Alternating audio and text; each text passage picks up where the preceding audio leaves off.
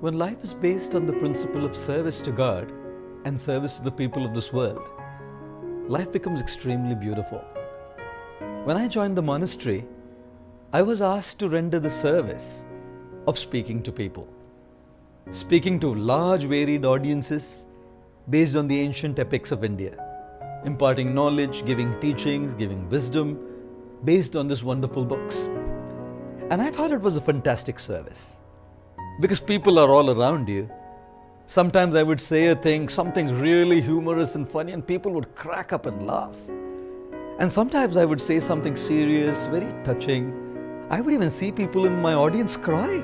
In fact, I was once doing a talk to a group of teachers, and one of our fellow monks was sitting right next to me. And I told a story of a teacher and a student, and I saw every single teacher in the crowd crying. Except me, everyone else was crying. So I just turned to the fellow monk to look at him. He was crying. And I was thinking, God, people reciprocate. You say something funny, they laugh. You say something really inspirational and touching, they cry.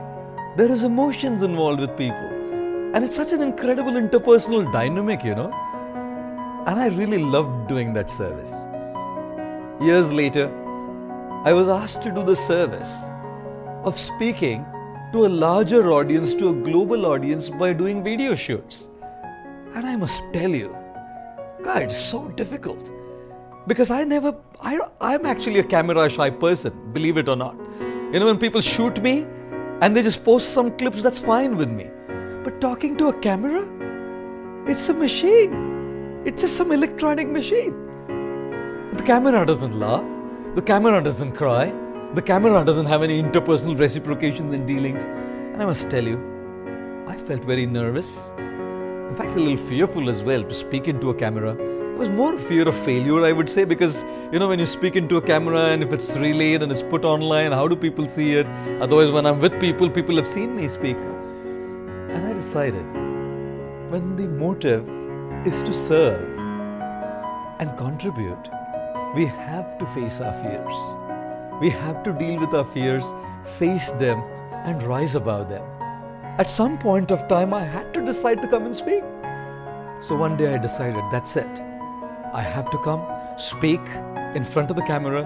The first time I did it, believe me, we will post that video once.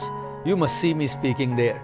Stiff, expressionless, motionless, stoic, nonchalant face, And I guess I'm kind of slowly getting better.